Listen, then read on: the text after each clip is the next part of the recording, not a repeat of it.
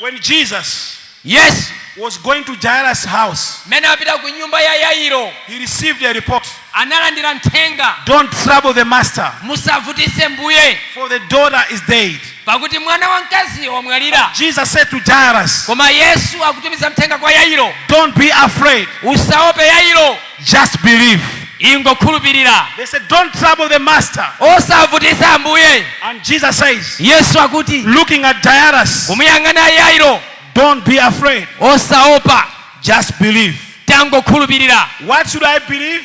Ndikhulupirira chifukwa chiyani? When I have been told Pamene ine ndawuzidwa my daughter is dead, mwana wanga wamwalira, Jesus says, Yesu akuti don't be afraid, usaope, just believe. I tangokhulupirira. have come to say to you this afternoon, Ndabwera kuzakuwuzani you masana, have got a bad news. muli ndi uthenga oyipa. Your account is very bad, 0-0. Ku banki kwanu kulibe kali You konse, have nothing to your name.